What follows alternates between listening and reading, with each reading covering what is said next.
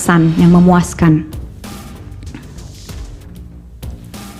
Nepotisme yang dilakukan oleh Presiden Joko Widodo dapat diklasifikasikan menjadi 3 skema.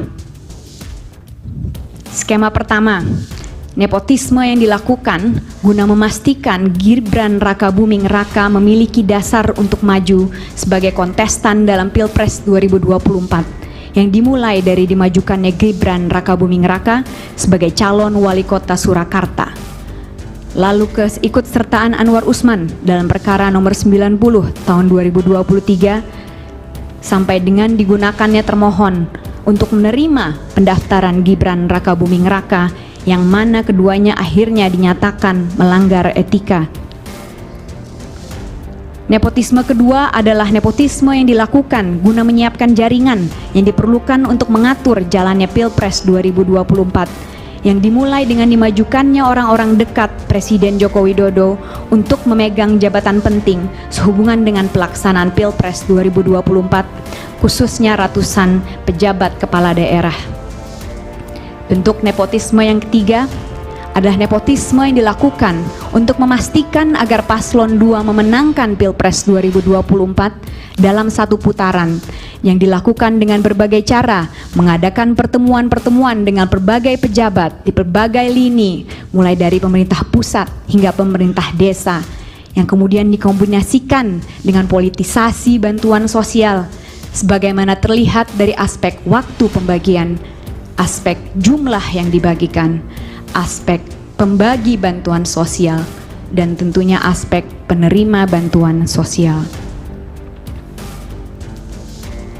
Pertanyaan ketiga yang akan pemohon jawab sehubungan dengan pelanggaran TSM adalah bagaimana cara menyikapi pelanggaran TSM yang terjadi dalam Pilpres 2024.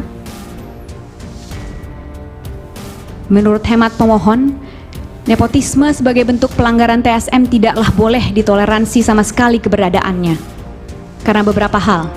Pertama, nepotisme melanggar asas pelaksanaan pemilu, khususnya asas bebas, jujur dan adil, dan karenanya menghasilkan pemilu yang tidak berpegang pada nilai konstitusi. Padahal pemilu seyogianya berpegang pada nilai konstitusi agar dapat mencerminkan kehendak rakyat sebagaimana dipertimbangkan di berbagai negara. Di Malawi dalam perkara Arthur Peter Mutharika and the Electoral Commission versus Saulos Klaus Chilima and Lazarus McCarthy Chakwera pada tahun 2020, terjadi juga di Zimbabwe dalam perkara Morgan Tsvangirai versus Robert Gabriel Mugabe and 3 others pada tahun 2013, dan juga terjadi di Austria dalam perkara di Mahkamah Konstitusi nomor WI 6 yang dilakukan pada tahun 2016. Penyebab kedua adalah Undang-Undang Pemilu mendesain 2 jenis pelanggaran TSM, yaitu pelanggaran berdasarkan skala untuk pelanggaran administrasi pemilu dan pelanggaran berdasarkan jenis untuk money politics. Nepotisme seyogianya digolongkan sebagai bentuk pelanggaran terstruktur, sistematis, dan masif berdasarkan jenis, yang artinya keberadaannya sekecil apapun harus dilihat sebagai pelanggaran berjenis TSM karena akibat dan pelakunya yang menyerupai money politics. Ketiga, nepotisme yang dilakukan oleh Presiden Joko Widodo untuk memenangkan paslon 2 dalam satu putaran memiliki dampak yang sangat luas karena menimbulkan abuse of power yang terkoordinasi yang dilakukan oleh seluruh instrumen kekuasaan. Aparat penegak hukum dijadikan alat kampanye dan pengontrol massa.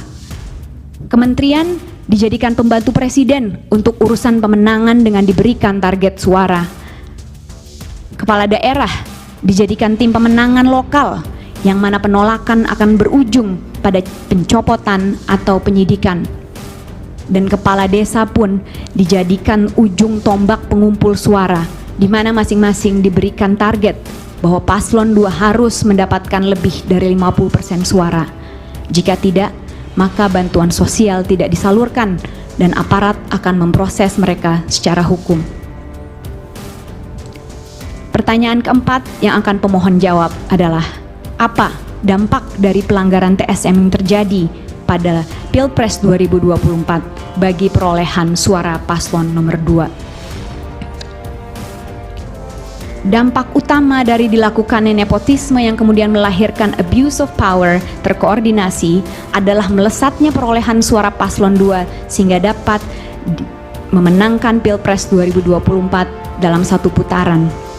Model penggunaan kekuasaan yang paling nyata adalah pembagian bantuan sosial oleh pemerintah yang menyasar masyarakat desa yang kemudian diatribusikan pada sosok pribadi Presiden Joko Widodo.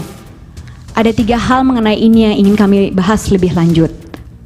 Pertama, bantuan sosial yang diberikan secara spesifik menyasar masyarakat desa dengan memanfaatkan kepala desa yang menurut kajian Edward Aspinall dan Ward Berenschot sebagai penghubung antara masyarakat dengan negara yang bisa secara efektif mempengaruhi preferensi pilihan masyarakat desa.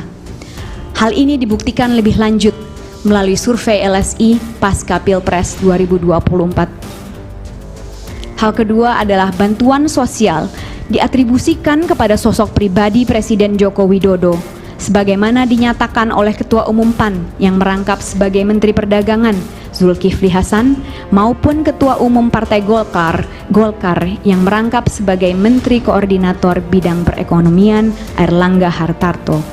Hal ini seolah diafirmasi dengan pembagian bantuan sosial langsung oleh Presiden Joko Widodo di berbagai lokasi di seluruh penjuru Indonesia.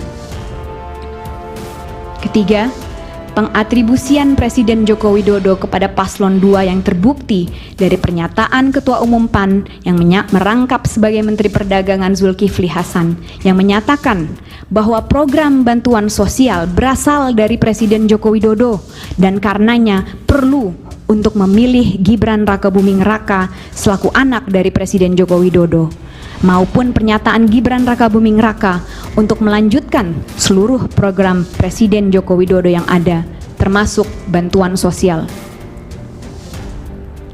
Dengan pengatribusian ini, maka terjadi penjangkaran atau anchoring di benak masyarakat bahwa pasangan calon nomor 2 adalah pasangan calon yang dipilih oleh Presiden Joko Widodo, sebagaimana terbukti dari survei yang dilakukan Populi Center yang menemukan bahwa mayoritas responden atau sekitar 55,7% menilai paslon 2 paling mampu melanjutkan program Presiden Joko Widodo.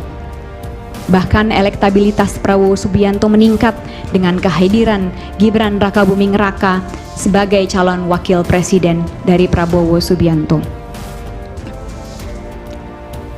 Presiden Joko Widodo menguatkan persepsi publik mengenai keberpihakannya kepada paslon 2 dengan tidak menyangkal dan tidak mengklarifikasi keberpihakannya. Bahkan Presiden Joko Widodo bersikeras bahwa ia berhak untuk berkampanye dan berpihak, sebagaimana disampaikannya pada tanggal 27 Januari 2024 saat sedang berdiri bersama dengan Prabowo Subianto.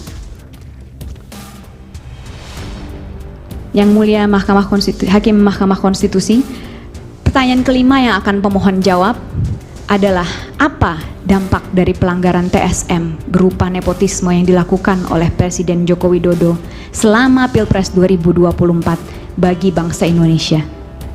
Ada 3 dampak nyata yang terjadi akibat nepotisme yang dilakukan oleh Presiden Joko Widodo.